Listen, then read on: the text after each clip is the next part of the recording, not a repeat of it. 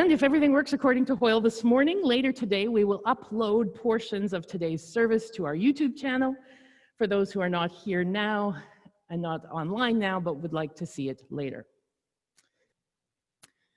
Well, usually in this space of our service, we have some sort of interactive theme conversation.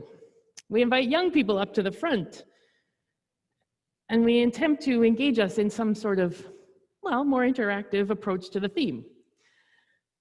In these days of COVID, it's going to take some creativity to figure out how to do that. So, for example, today I thought, okay, I could use a beach ball and like bat that around. But then I thought, well, no, then too many people have to touch it, and then we're going to get too close to one another. So I was afraid of that. And I thought about doing something with the candles, but then I was afraid of setting them on something bigger on fire. So then I thought about using glitter and glue, something sparkly that you could see. But then I was afraid of getting stuck to things and having glitter everywhere for months and months. And so then I thought, okay, well, this is the most safest thing. In the last many months, this is the safest thing. Surely I could do something with this. But then I was afraid of making a big wet mess that I would have to clean up.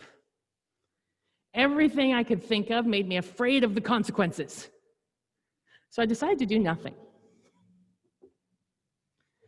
Perhaps you have guessed by now, today I'm thinking about things that make us afraid and the consequences of what happens or doesn't happen at all when we're too afraid. In our scripture reading, which is our last psalm of the summer, the person saying the psalm is wrestling with the consequences of being afraid and searching for a way to move through their fear.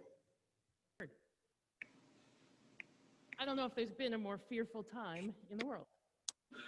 There have been scarier times, but I don't know if people have ever been more afraid.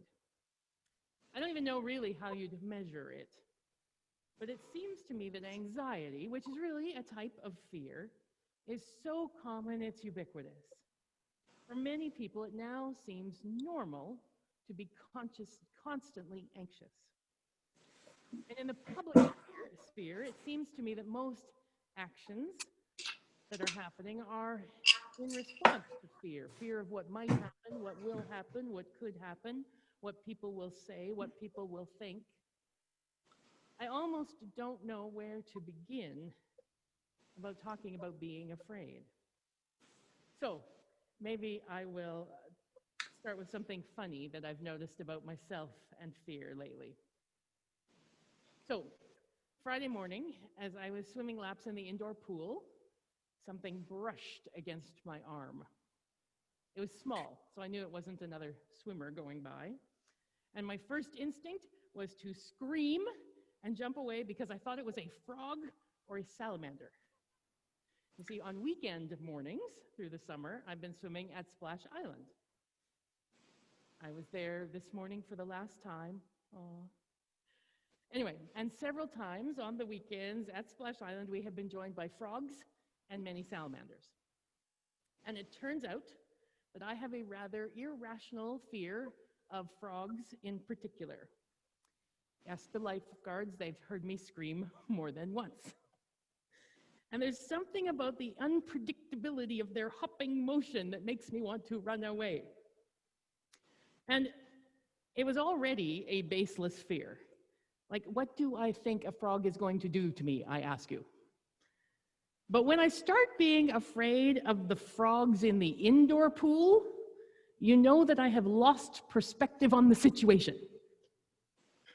Turns out on Friday, it was just a piece of plastic, like from somebody's cell phone case, maybe, which when I stopped panicking, I simply removed from the water and continued on. I have other fears, of course, as do we all. And some are based more in reality. I am afraid, for example, of becoming a source of a COVID-19 outbreak. Not so much me personally, although that would be terrible. So I'm a little bit afraid of getting sick in the midst of this pandemic, but I'm more afraid about being responsible or sharing responsibility for the church as a safe environment. as we open things back up and try to resume the things that were placed on hold in order to flatten the curve. I'm scared a little bit. And this week coming up, I know that there are a lot of parents and teachers and students kind of afraid of what is going to happen as students head back to classes after a very long hiatus. Well, some time ago, I watched an interview where former astronaut space station commander Chris Hadfield talked about how he was able to deal with scary things, like going into space. Now, this is not like my irrational frog fear scared. This is real danger.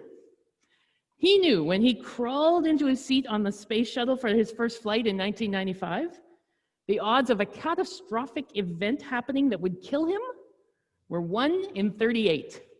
NASA does the math. So that's something to be scared of. And so when he was asked about how he could get past his fear of something bad happening to be able to take to the skies, he talked about something a lot more ordinary than that. Not frogs, but spiders. He said, lots of people are afraid of spiders. That's also reasonable. They're creepy. They've got long, hairy legs. Sometimes they're poisonous. So if you walk through a web or a spider lands on you, you have a reaction much like I have in the pool when I see a frog. This great flustered, screamy kind of reaction, because spiders are scary. But it turns out that the fear and the danger aren't always the same thing. Because if you do the research, it turns out that there are about 50,000 different kinds of spiders, and there are only about 24 that are poisonous. And in Canada, there's just one. Despite the rumors about poisonous spiders that circulate through the internet every now and then, the one that is in Canada isn't fatal. It just stings. And it doesn't even make webs that you can walk through. They're just down in the corners. And those spiders even have a bright red radiation symbol on them, as if to say, stay away, I'm dangerous. But just knowing that doesn't make us less afraid, necessarily. So how do you get around your fear? How do you change your behavior? Well, Chris Hadfield says, well, next time you see a spider web and you feel afraid, notice that you're feeling afraid. And then because you've educated yourself and you know the facts, remember that the spider that made that web is no more of a threat to you than a ladybug or a butterfly. And then he says, here's the important part, walk into it. And then when you see another spider web, walk into that one too. And he says, I guarantee you, if you walk through 100 spider webs, you'll have changed your fundamental human behavior, your instinctive primitive reaction. And you will now be able to walk in the park in the morning or through your own basement and not worry about the spider web. He's not wrong. If I were to force myself to interact with frogs over and over and over again, just me and the frog in the pool, I could educate myself out of my fear. It's how he was able to go into space, like constantly walking through spider webs over and over and over again. He practiced all the things that could go wrong. And it allowed him to do a very dangerous thing that allowed him to also find the safe ways to do it, and allowed him to go places and see and do things that would never have been possible otherwise. Aware of the danger, acknowledging the fear, he stepped ahead. I think there is some wisdom for us there in these pandemic days as we start back into doing old and new things. We know that this COVID-19 virus isn't like the frog in the pool that randomly jumps out at me, although it is infinitely more dangerous. It's not sitting in our schools just waiting for kids to show up and then pounce on them. It does nothing unless people move it. But once it's in your midst, it moves really easily among people.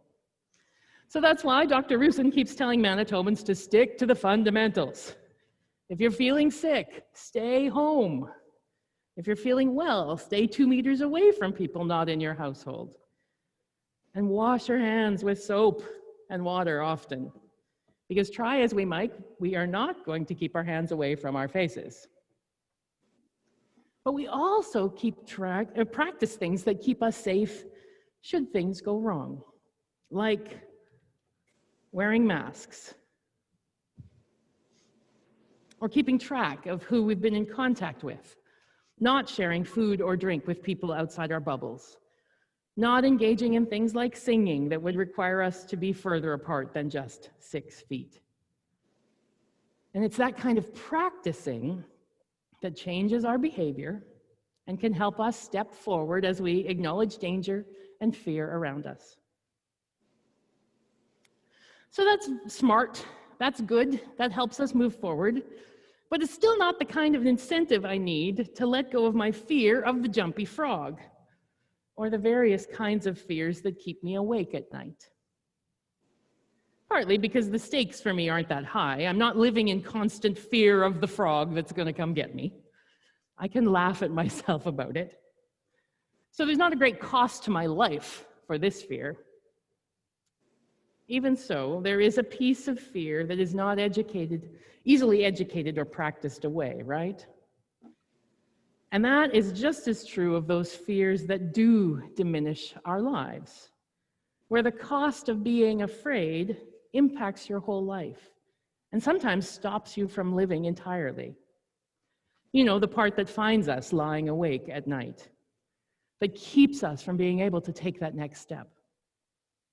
And that is the part I see in the psalm for today, that captures some of the wisdom that the ancients knew long ago, that we keep forgetting. Fear doesn't keep its hold on us nearly as well when we speak it out loud. Having a conversation with God brought fear out into the light, where fear has a lot of difficulty living. It's with that hope that the psalm begins. God is my light and my salvation, so who is there to be afraid of? I remember when I was a kid, I went through a couple of phases where I was really scared of dying, and thinking about eternal and forever would just freak me right out. And it would overwhelm me, particularly at night when I was trying to go to sleep. And the only way I could break the panic was to get up and go out into the living room where the lights were on. I see that happening in this psalm. When the psalmist brings his fear into God's light to help him ease the panic. When we share our fears with anyone, really, that's what therapists are good for. But for a person of faith, when we share our fears with God, the power of that fear over us is lessened. Doesn't mean that the fear goes away, but we have a way of remembering that we don't need to act out of our fear. We have access to a power that allows us to live in the face of our fears. It doesn't happen easily, it doesn't happen immediately. We see in the middle of the psalm that the writer is having a tough time.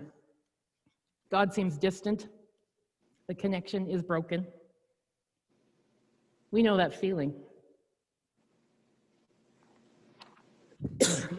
But what this prayer does is encourages us to keep praying when the way is dark.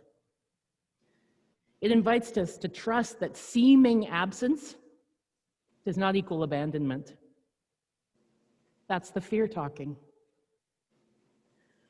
And no, there is no life without fear, but faith can call us to live into God's will for our life instead of reducing our lives through our insecurities and our anxieties. This prayer invites us to contemplate and focus on not all the scary things around us, but the goodness of God that can help us wait and hope and be courageous until this storm too shall pass. That can help still the panic, clear the fog just enough so that we can see that next step forward. That can help us, as the psalm concludes, be strong, take heart. even if there is an unpredictable jumpy frog right in the way. Thanks be to God. Amen.